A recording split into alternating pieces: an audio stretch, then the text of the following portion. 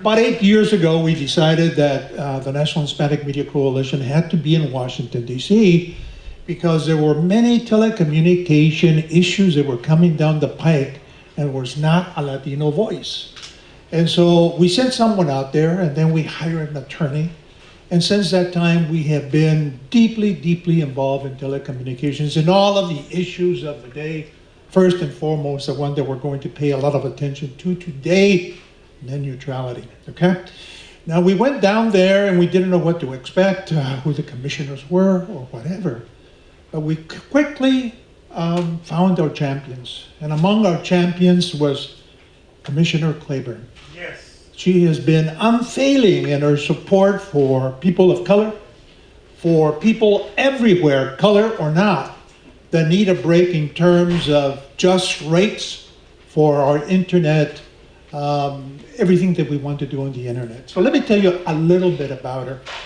I've known her now for several years, and she's always been very charming and very gracious. And I thank you for all that and all the attention and time that you have spent with us, educating us about one or another of the issues. She went to the University of South Carolina. And somebody's from there too? And then she took over the reins of her family's newspaper. And she was there for 14 years. It's a long time to be the publisher, to run publication. Then she went to the, this I found fascinating. I knew it, but then I've forgotten about it.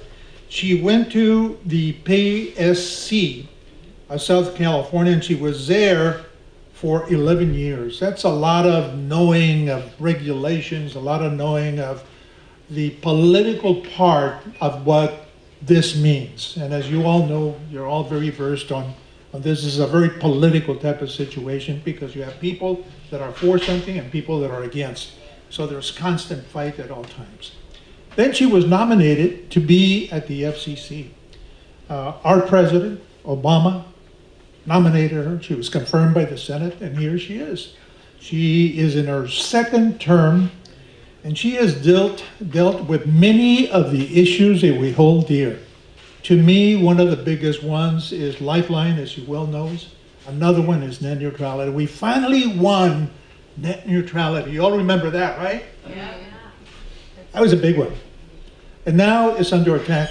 As you know, there's 3 members of the FCC Commission in Washington, D.C. One is a Democrat, a lone Democrat, that is Commissioner Clyburn, and 2 Republicans, one of which is the chair, who has been at the FCC for several years now. He should know better, but he doesn't want to.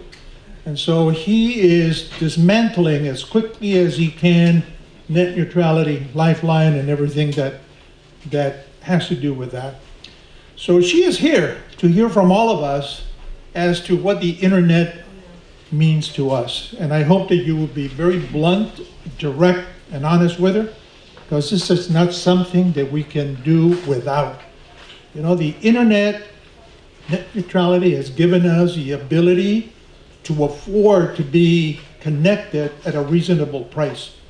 It has allowed us to be on the same tier, as the main corporations of America, Verizon, AT&T, all of them.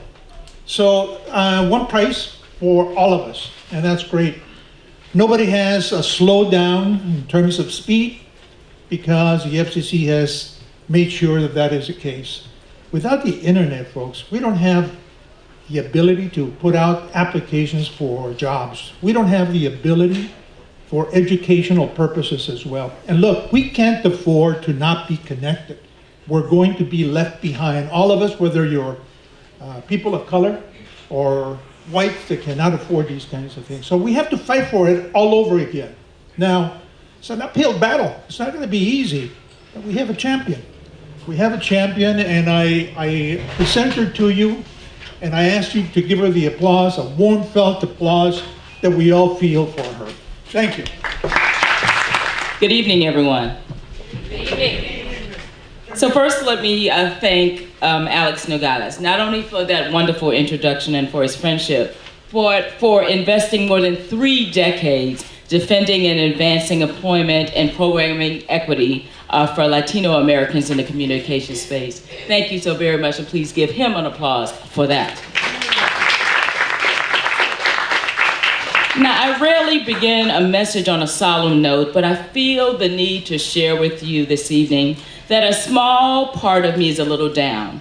Now, I say this because those forces that are so entrenched on the other side of this policy debate, they seemingly refuse to listen. If they were to listen, they would witness just how incredible it is to hear from so many of you, people who care about keeping the internet open for free. And if they cared, if they took a moment to just listen, they would gain a better understanding of what preserving consumer privacy protections and ensuring that the public airways reflect the diversity of our local communities, they would know how much that means for us in our communities. But while I may have approached the mic a little melancholy, I feel increasingly by the seconds uplifted, because I am in a room full of people that know, as we say back home, what time it is. I am grateful for the Voices for Internet Freedom for organizing today's forum, to the Los Angeles Community Action Network for hosting us, and for all of the supporting organizations, you know who they are, including Free Press, CMJ, NHMC, Color of Change, 18 Million Rising, and Common Cause. These are advocates who are working for you. And while some of them you might not know, they know you. They might not know you by name, but they know you. They know what you need and what you want. They know and are willing to listen. So I want to thank all of you, because there are a lot of things you could be doing with your time tonight. I know a lot of you invested time in work. I know for a fact a lot of you invested time in traffic and transportation. But you are here this evening because you know what time it is. Now, I hope I don't embarrass this person, and I'm going off script, so I am going to get my advisor a little nervous. But I want to speak to you about somebody you might know, and I won't mention her given name, but you know her as Frenchie. Now, Frenchie came up to me as soon as I walked in the door and said, "You look like your picture." Now, she wasn't telling the truth, but I thanked her anyway. Then she reminded me what time it is and why we are here and why this is so important. I hope I'm not embarrassing you when I say this. She said to me something to me that I think that I will continue to message each and every time I come to the mic and talk about these issues. She said, even when I was at my most challenged time, I had the ability to stay connected, to stay on the radar screen, because I had a domain name, in essence. I had my own name. I had an internet connection. I had an address. I had an internet address. And that just hit me, because even if you don't have a permanent address, even if your address is in one of these tents, the power of broadband, the power of connectivity, the power of an openness of this internet ecosystem allows you to have an address, an identity, a way to stay connected.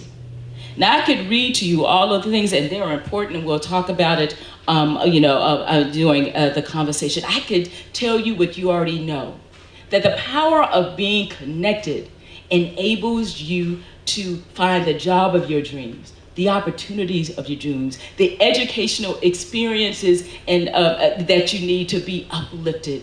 It allows you to be in touch with your doctor. You don't have to take 6 buses to get to your medical professional. It allows you to stay connected and to have the ability to realize your greatest objectives. But I think about Frenchie and all of this. And I think about what she said and the passion in her eyes, that this gave me an address when I didn't have one.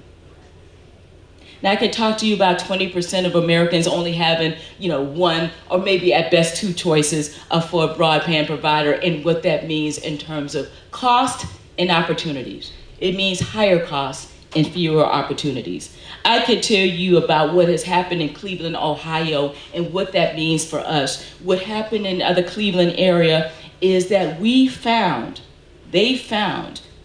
that a major service broadband provider had, and I quote, systematically discriminated against lower income neighborhoods in its deployment of home internet and video technologies over the past 10 years. That's what they found. And what does that mean? That means that if we're rich, we've got no problems in terms of connectivity.